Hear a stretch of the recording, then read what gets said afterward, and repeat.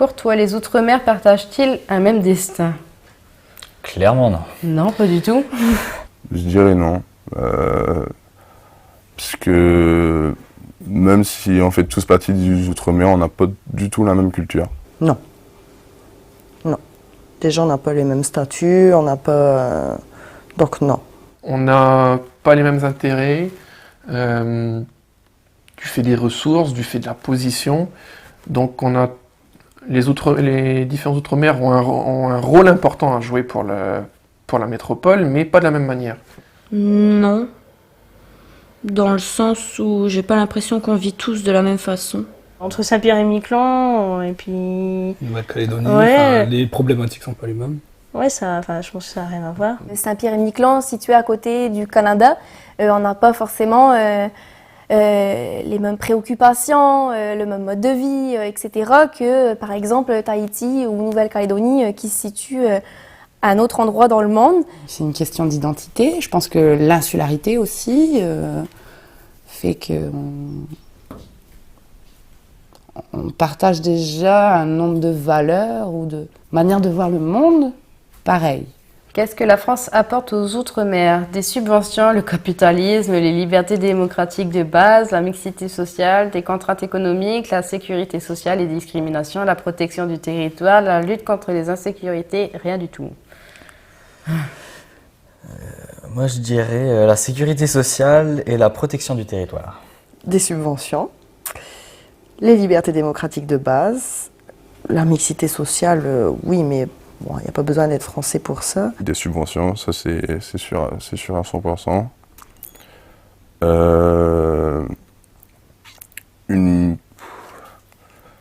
La sécurité sociale, vu qu'on fait partie de la France, on a quand même heureusement les mêmes droits, environ les mêmes droits qu'eux, surtout sur la sécurité sociale. Alors d'une, des subventions.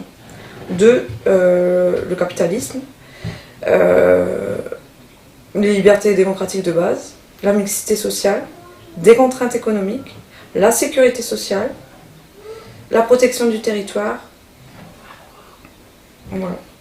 Bah, ça c'est sûr, les subventions. C'est obligé. La mixité sociale, oui, puis elle est peut-être même plus respectée dans les Outre-mer qu'elle est respectée sur son propre territoire, parce que quand on voit ce qui se passe en France, voilà. Les discriminations, oui aussi.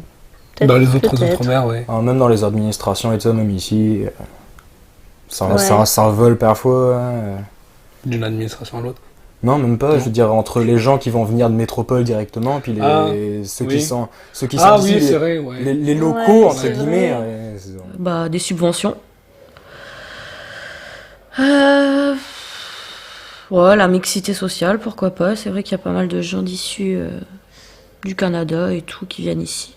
Penses-tu que la France est un atout pour les Outre-mer? Oui, définitivement.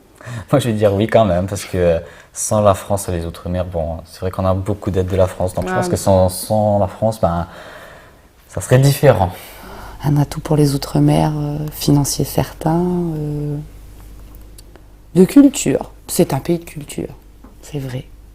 Sans la France, on ferait pas grand-chose. Non, parce que je suis sûre qu'on se débrouillerait très bien sans la France.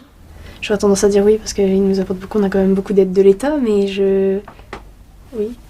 Penses-tu que les Outre-mer sont un atout pour la France? Oh oui. Oui. Enfin, nous, on n'est plus trop un atout, mais nous l'avons été en tout cas. À y réfléchir, c'est quand même pas mal d'avoir des territoires français situés un peu partout dans le monde. Après, est-ce que c'est un atout? Est-ce qu'on leur coûte pas cher au final? Je ne sais pas, c'est une bonne question. Par rapport aux situations géographiques, c'est vrai que ça, c'est un atout majeur parce que la France, elle se représente elle-même dans plusieurs points de la planète. Grâce aux Outre-mer, la France a la plus grande partie du territoire maritime.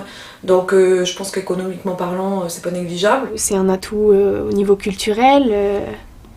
C'est un atout où il y a des ressources différentes. Je veux pas faire colonialiste, mais ça fait... ça fait un peu rayonnement de la France dans le monde.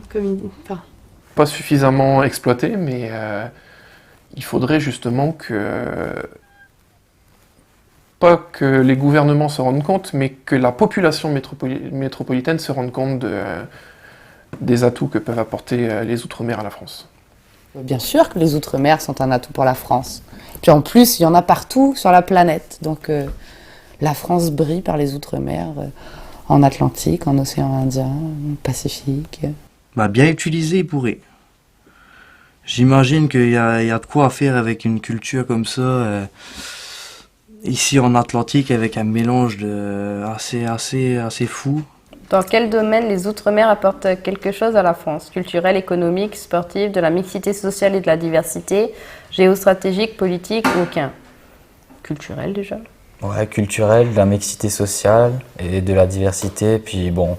Géostratégique, géostratégique, forcément. Culturel, économique, sportif, mixité sociale et diversité, et géostratégique.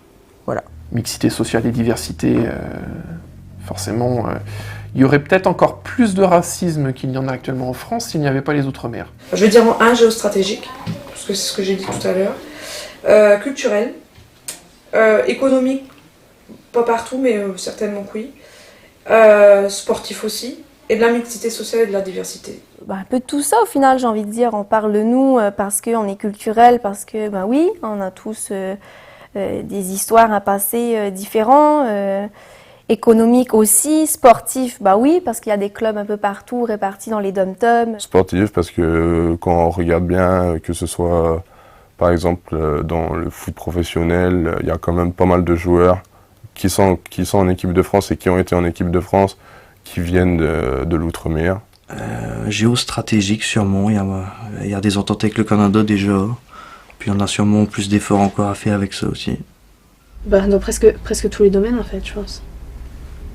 Géostratégique, parce que c'est vrai qu'on est quand même à côté du Canada. Sportif, parce que c'est vrai qu'on a pas mal de Saint-Pierre qui sont en pôle sportif en métropole. Peut-être culturel. Oui, pourquoi pas culturel. De toute façon, avec les flux de personnes qu'il y a, les gens qui vont faire des gens des Outre-mer qui vont faire des études en métropole, enfin, il y a des liens qui se créent de plus en plus entre métropole et Outre-mer. Ressens-tu aujourd'hui les effets du colonialisme? Parfois, oui. Malheureusement. Non, pas du tout. Non. On va pas mentir non plus, mais au quotidien, on ressent pas, je pense. Pas au quotidien, mais dans certaines occasions, ça se voit. Ouais. Je vais mettre non. Non, pas tellement. Je réponds pas à la question, je sais pas trop quoi répondre.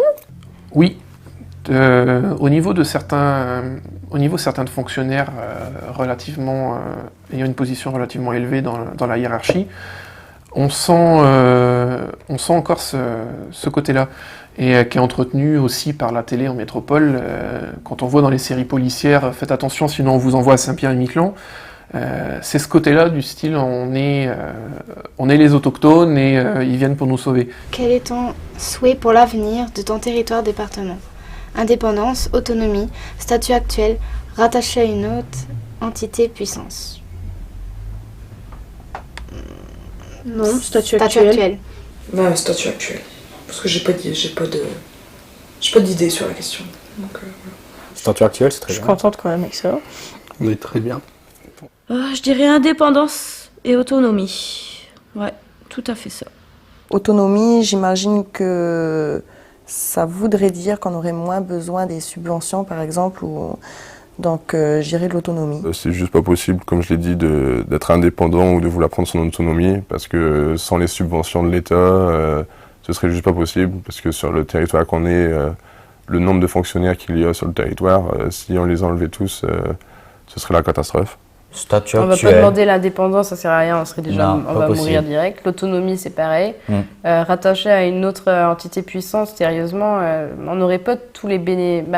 On n'aurait pas les bénéfices qu'on a aujourd'hui. C'est exactement ça, quoi. Donc, non. Non, je pense qu'il y a moyen de rester au statut actuel, puis que sans vouloir changer, c'est pas vraiment le statut qui va changer la problématique, c'est plus les gens qu'il faudrait qu'ils changent ou qu'on ait un but commun, quoi. Je pense qu'aucune de ces réponses ne correspond réellement aux problématiques de Saint-Pierre-et-Miquelon. L'avenir de mon territoire, qu'on crée un nouveau pays fait de toutes les merveilleuses choses de tous les autres pays. Serais-tu prêt à lutter pour obtenir un autre statut pour ton territoire, département? Non, je sais pas trop. Honnêtement, je vais mettre Joker parce que, moi, tout ce qui est question politique, etc., j'ai jamais rien compris, donc... Moi, ça me passe au-dessus de la tête, donc non. Je ne sais pas, je me suis pas assez penchée. Ou alors une clarification des statuts, alors. Ouais, peut-être. Pas changer les institutions, mais une clarification des statuts. Qui doit faire quoi. Il faut pas non plus se dire un nouveau statut pour un nouveau statut. Il faut réellement que ça réponde à des besoins. Tout dépend quel est le statut proposé. À l'heure d'aujourd'hui, c'est pas pire. Ça peut évoluer.